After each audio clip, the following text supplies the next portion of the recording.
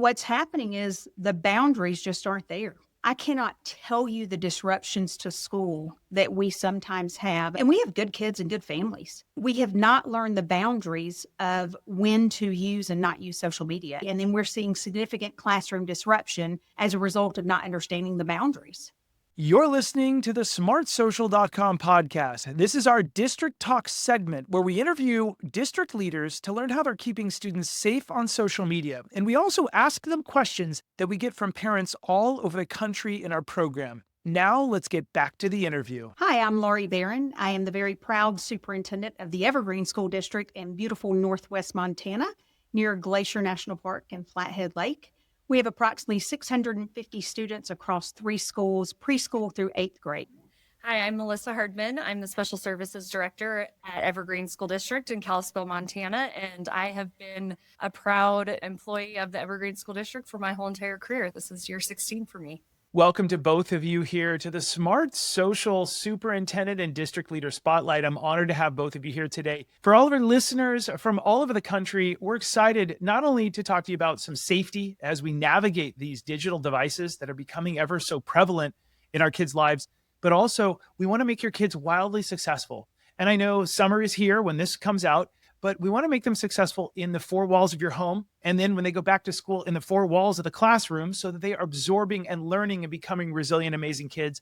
And our hidden dream at Smart Social, and by hidden, I mean it's right on the front of our logo, on the front of the website, is teaching your kids how to shine online. And what that means is get their dream job, career, internship, and everything else so that their online footprint is a wonderful version of the portfolio that they have in real life. I'm honored to be here today. Welcome to both of you. I love Montana. It's a great place. Yes. You do too. That's right, Superintendent. Hey, Superintendent, before we get started, how many years have you been Superintendent? I am finishing my 12th year here in Evergreen, about to start year 13. That's amazing. And I'm so honored because some people say that real leadership makes its impact at year 8. So at year 8, and I know our superintendent leaders are going, yeah, if I can have 8 years, I can impact a community. I bet you've seen a lot of really great impact in your 12.5 to 13 years. Would you agree? Yeah, it's been incredible. I have the great fortune of working with a really long-term steady board. And so I think that longevity and stability makes a big difference. We have a great steady staff and bring in new people as well. And so it's been nice. We do a lot of promoting within. And when you've got a lot of people working together over time, you can make a difference. Yeah, I think you could write a book on how to have a great board. That's amazing. Good for you. All right. So to all of our listeners here today, welcome. I want to bring you up to speed on what I call story time. And we're in this podcast episode to really talk about trends we're seeing all over the country. Now, some of our listeners are saying, yeah, but Josh, our community is different. Yes, except guess what you also have? Every one of your kids has an iPhone or an Android, and they all have TikTok, Snapchat, Instagram, Meta, whatever you want to say. And the predators are the same. The screen time addiction is the same. So your community might be unique, but we're seeing similar trends. So let's dive into the trends in this amazing district. Now, Superintendent and also Melissa, after 200 plus superintendent conversations and district conversations, we've heard a consistent trend that I want your advice on. We're hearing, and maybe this isn't exactly the same in your community, maybe you have little angels running around of children that are perfect, but we're hearing that students are growing up in a digital world filled with powerful tech, AI, and social media, but oftentimes they lack the maturity and the guidance to use it safely. The result is more student absences, lower focus, rising cyberbullying, declining self-esteem, and sometimes AI misuse in the classroom. And we're hearing that parents are trying to raise the best of kids in a world that they might not have grown up in, a world where tech is now moving faster than any safety policy we can create, no matter how hard we care and how much we're doing. Teens also know how to hide apps and online behavior because they're very clever and they're very entrepreneurial. Let's be honest. It's really beautiful, but it can be used in a bad way. And safety lessons usually come after a crisis. So my question for you, Superintendent, first is, are there any other trends on this topic that you've seen in your community or some of your peers in other districts so that we can alert other school districts before they see them? I think it hits with all 3 of those. I think the trend that we're seeing is students don't have boundaries anymore. What is happening, what you may think, okay, maybe our safety policies are keeping up. Can't promise they are because technology is moving so fast. Mm-hmm. And maybe we know the student hid the app and we're able to help them get through that and talk to their parents. And maybe we had to give a hard safety lesson after a crisis. But what's happening is the boundaries just aren't there. I cannot tell you the disruptions to school that we sometimes have, unfortunately, after a kid sends a Snapchat because he captured something on Instagram about his girlfriend's friend down the street who's dating the other person's boyfriend.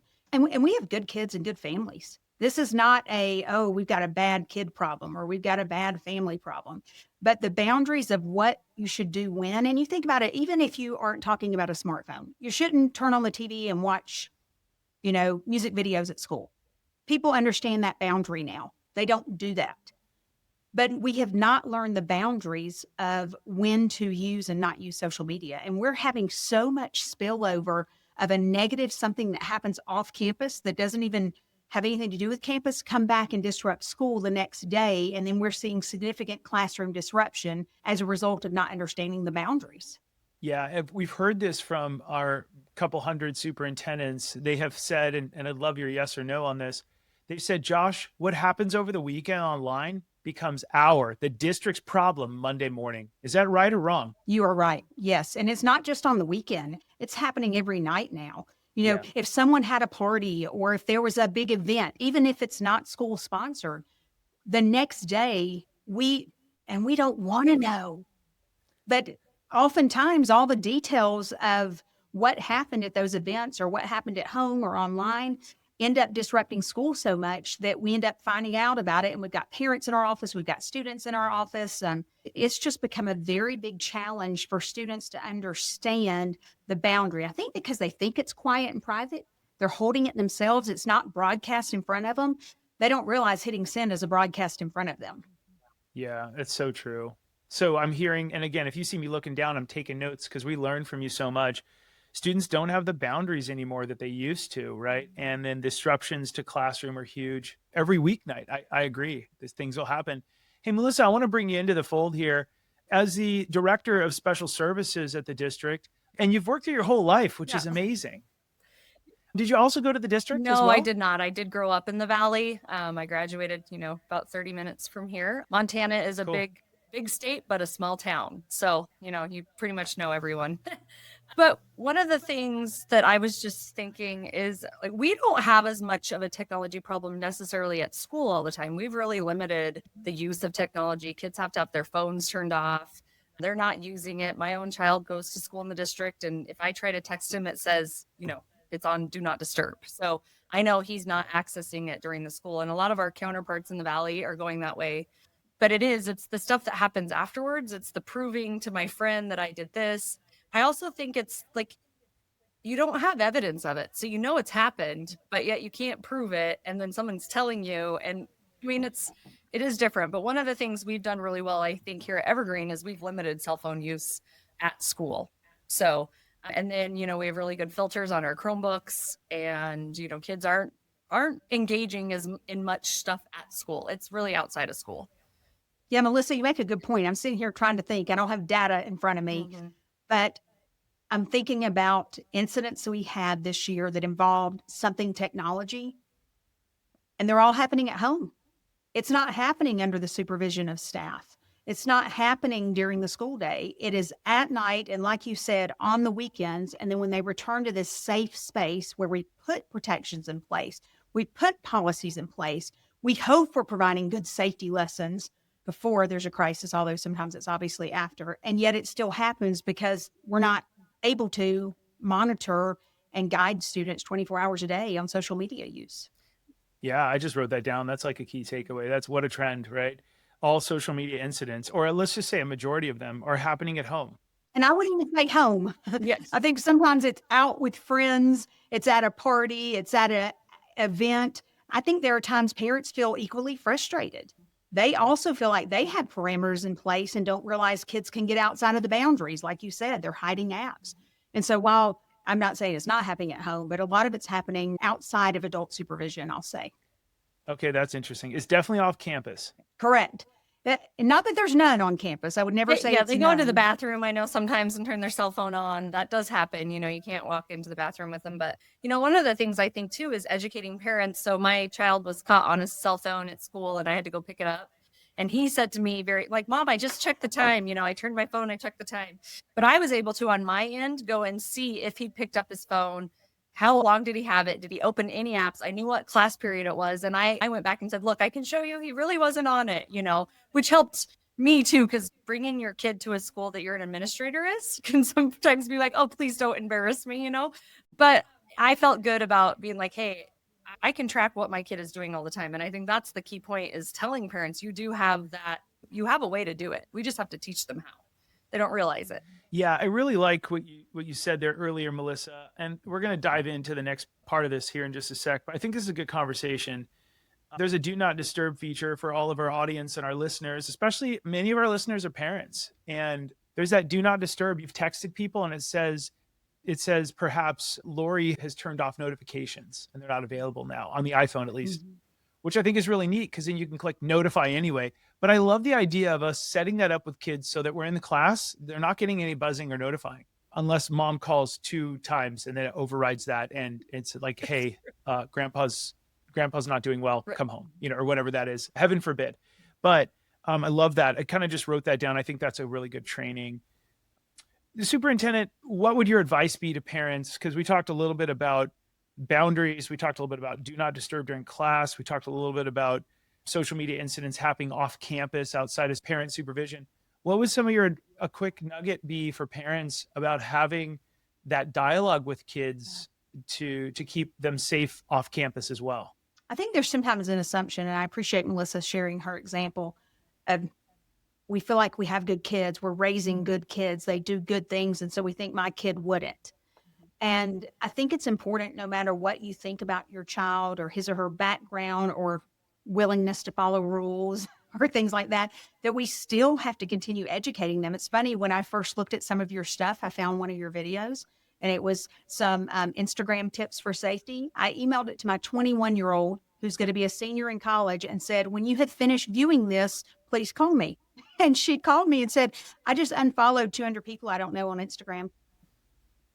I think she's a pretty savvy kid. I think she's, she's respectful, she's mature, she's independent.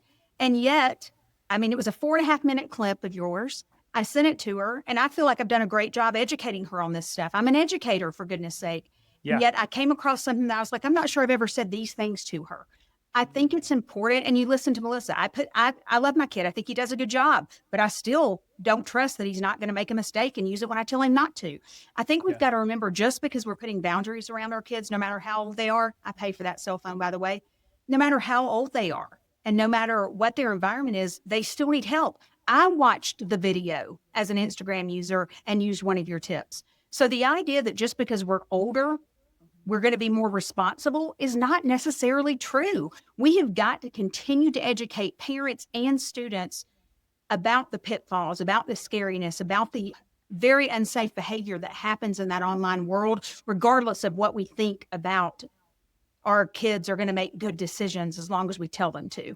One of the things in my job, I sit with parents a lot at meetings and everything, and I constantly use my personal life. I have 3 teenage boys. I am not a perfect parent, and my children are not perfect children.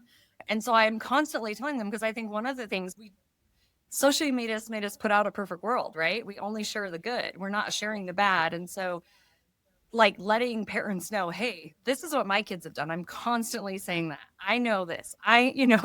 This is what you got to do, because they think they look at a picture of me on Instagram or my boys or whatever they're doing and, oh, those kids are great. But in reality, we're all parenting our kids. We're all making mistakes. We're all trying to figure it out. And I think if we can support each other and tell parents our stories, I think that helps them out a lot. Oh, so true. So true. I love that.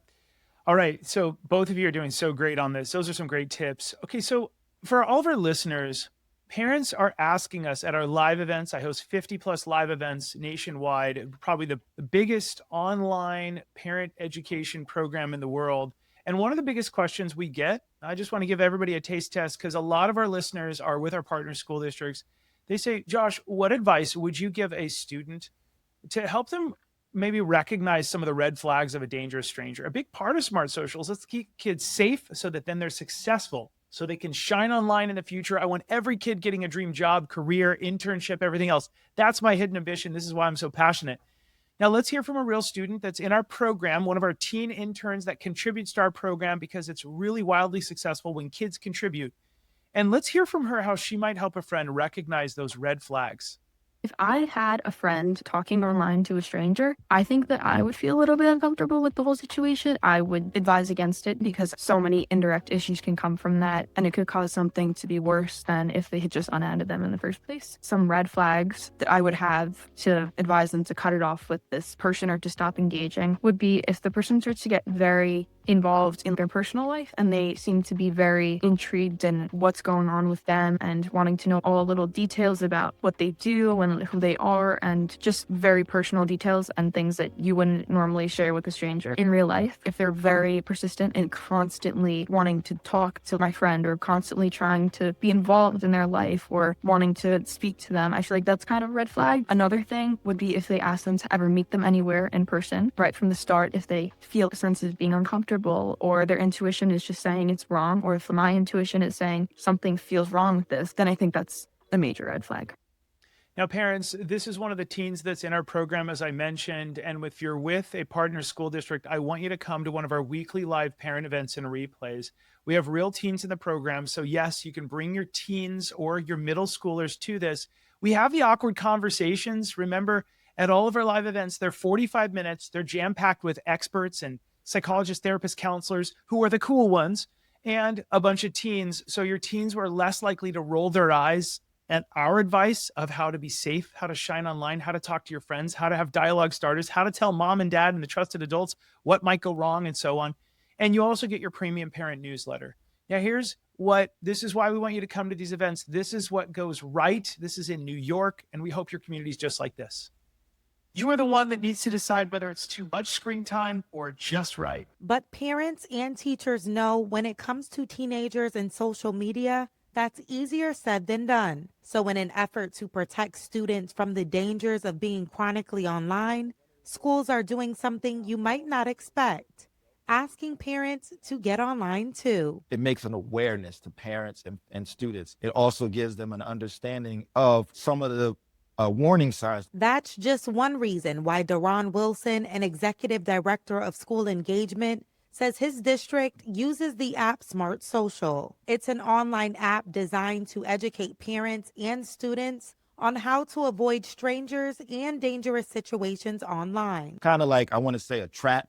When you get involved in the cyberbullying, like you might start friending somebody on an app, or somebody might say, hey, they might send me your picture. Smart Social founder Josh Oakes says while there are a lot of things that can and should scare us online, the increased number of parents he is able to reach underscores the importance of growing social gathering spaces online. Back in the day, I used to be one of the top social media safety speakers nationwide, but I was flying around to certain school districts, and they're the best of intentions, but only 20 or 30 parents would show up. We get 10 times the amount of parents to show up, and they want to learn from the convenience of their home or office how to keep their kids safe on social media. They want to ask live questions. They want to learn how to have dialogue starters with their kids that actually get their kids excited about talking with their parents and strengthening that relationship. Darcy Wertique, Spectrum News. Okay, parents, remember every single month is a different flavor of what we're doing, and I want to show you. Even over the summer, we have our summer streaming series. Join our next live parent event. We have giveaways. As of the time of this video, don't hold me accountable, but every week we give away a Bluetooth speaker, a Kindle to enhance reading, and then also a 3D printer. You get to pick what you win when you attend our events. We've got the 7 steps to ignite your teen's motivation all summer long. We've got a Shine Online program that teaches you how to build a resume and build a portfolio with your teenagers once you're ready with them. We've got reducing arguments with a family media plan, a summer agreement. We've got avoiding strangers and all kinds of stuff.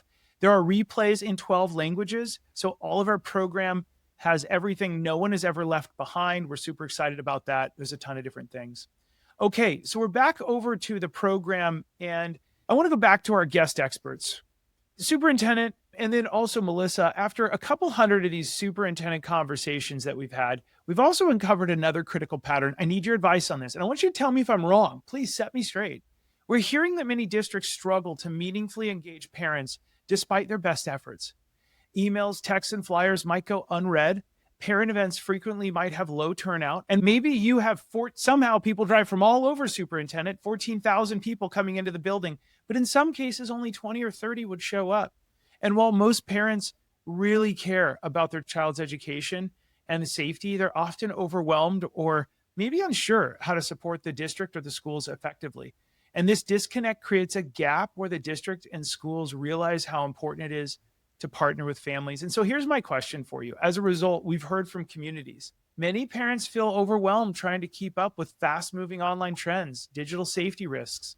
And students are finding ways, we're hearing, to increase their screen time, especially as we go to summer, and bend the rules, especially when the expectations at school differ significantly from those at home.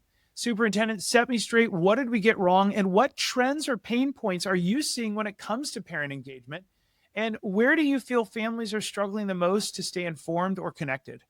I'm finishing my 29th year in education. And as a classroom teacher, an assistant principal, a superintendent, the years have not changed this fact. Parents will come most of the time when their kids are being celebrated, honored, or there's no stress. When there is a stress, to come to a meeting to hear about what my kid did poorly. When there is I need to come so I can sign off on some Title I paperwork. When there is I need to come so I can understand the testing procedures. You don't see the participation. When it's, hey, come watch a movie with us. We'll give you some popcorn. Or come to your kid's football game. Or come listen to your kid play in the band. It's overwhelming, the parents who will attend. So the trend, I think, hasn't changed in my experience as an educator. Yeah. Parents come to what they feel good about. And like many of us, there tends to be more avoidance when it's something negative. You think about how hard it is to get a parent on the phone when there's absenteeism, or sometimes when there's been poor behavior, or there's a discipline concern, versus, hey, we want to recognize your kid at this assembly for outstanding citizenship. So we've got to figure out those pain points, or, hey, when we need them to hear things like what we're talking about today, we're talking about kids' safety, physical safety, mental safety. Now and as they get older, you look at adults and their financial safety when they fall for something online and they end up, it's fraud and they're giving away their information. I mean, this is lifelong stuff. So it's finding out, how can we take what they want to be here for and make them have the opportunity to hear some things they need to hear. One of the things that we've done in our district, and it's one of the things I'm probably most proud of in my 12 years here, 2 years ago, we applied for a grant, and we found we had many parents and students who had needs, but they just didn't know how to get them. And so we hired a school and health community liaison, and that liaison spends her time connecting families to services. And this next year, we're going to add a big literacy component. And we know part of literacy is online literacy too. And so we're looking at offering some classes next year with that liaison on how to help parents, but we got to find a way to get them here first, something they want to participate in, something that means something to them, and then do a better job of how we can keep educating them that, like Melissa said, we're not perfect parents. We don't have perfect families. We all can learn and grow together, but we've got to make it safer and feel less judgmental to help parents want to learn to help their kids. And we have many families that are being raised by grandparents or other family members or different, not the traditional parent structure. And so we've got to do a really good job of helping those raising our students feel more comfortable in our environment so that they want to learn and can provide better boundaries and support for their students. Yeah. And to all the grandparents out there, we're rooting for you. You are the trusted adult that we trust and that we want to come up alongside and help you. So there is no shame. If you've given your kid a phone a little too young, that is okay. We love you. We have ideas and advice and techniques. Okay, Melissa, I want to get your feedback on this. We're talking about parent engagement. I've heard some great things from the superintendent, very much online. And superintendent, I'm really going to compliment you. I think you're a good marketer because you're refining, you're thinking like the customer. And the customer, we all are here to protect kids and nurture their brains to help them learn. But also our customer is parents. If we can partner with parents, superintendents are saying, then Josh, we can get rid of a lot of these problems. So you're really marketing to those parents. I like that. I think marketing is a good word. Getting inside their head to get them to come. I think it's wonderful. So I wrote a ton of your notes down. Melissa, what are your thoughts? What are some tips? Dive into your life with your 3 teens What are some of your tips that you want other districts to know about? We do a student experience day at the beginning of the school year. And let me tell you, that's probably our most attended event. Kids want to find out who their teacher is, right? They want to come to school. They want to bring their supplies, drop off their backpack, meet their teacher. The parents want to meet the teacher.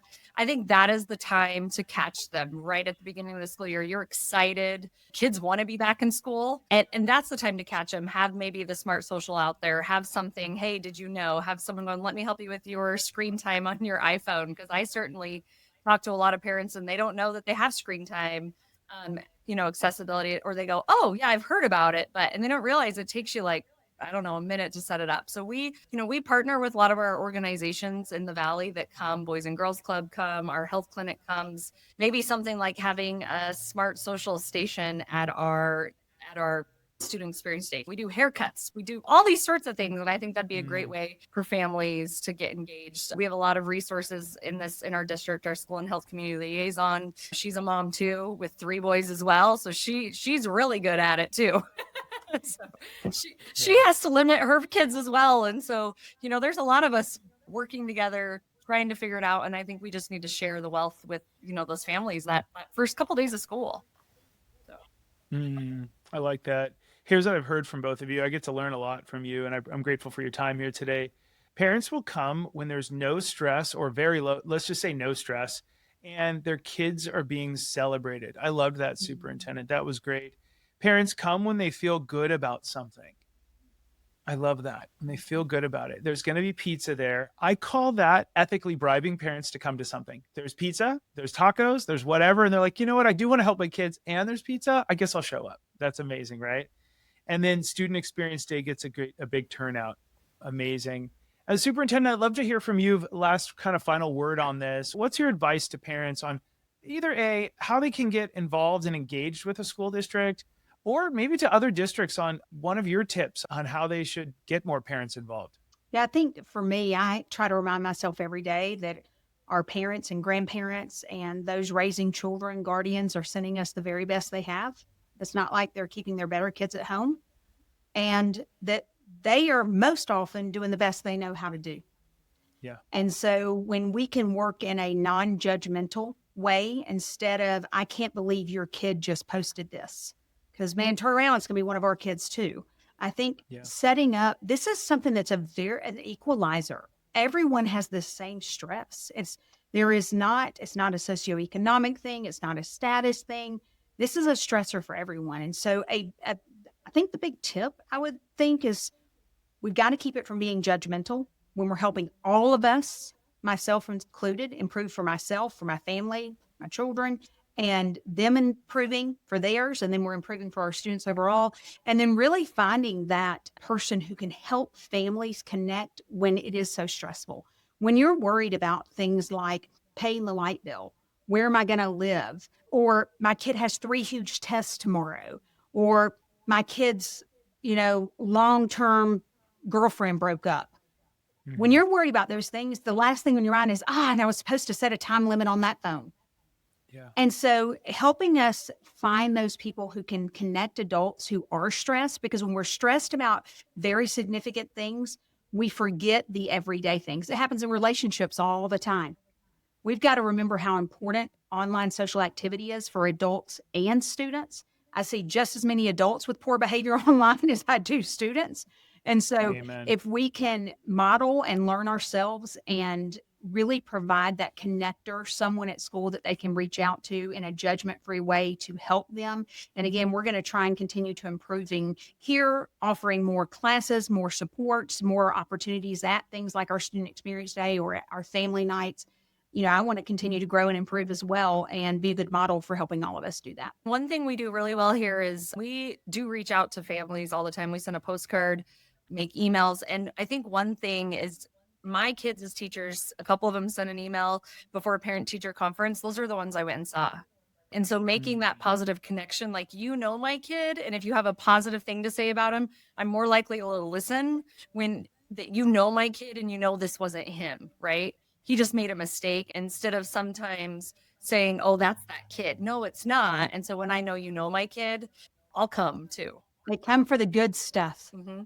Yeah, we hear from a lot of districts that when they try and promote something, the closer you get to the kid, meaning the teacher, the more the parent will come out. And if it's a principal email, it's good. Teacher, it's great. Mhm. Superintendent, it's a little harder to get people out, right? Yep, absolutely. Yeah. Hey, I want to thank both of you. Thanks for taking the time to join us today. Yeah, thank you so much for Thank the you. opportunity. We're really proud of our district and look forward to continuing to learn and grow together. Absolutely. Thanks to all of our listeners here at smartsocial.com. Remember to come to our live events. There's one every single week. Back to school, we have the #1, maybe the biggest anti-bullying campaign in the world. It's October of 2025, where we're going to have about 5 or 6 anti-bullying nights. And if you miss it, you can register and get a replay. It's in multiple languages. And we're going to teach your kids not just about bullying, but how to behave nicely. Like the good side of it. It's not don't run your car into that tree. It's how do you drive effectively and safely and responsibly. And so we're going to teach your kids how to navigate the digital worlds that they will not be able to avoid in the future. And we're going to do it in a way to be positive. And I've written a book, as you know, called Keep It Light, Bright, and Polite. And parents, I want to remind you that you are the ultimate teachers. Whenever you're posting online, remember to try and keep it light, bright, and polite, because our kids are modeling what we're doing online.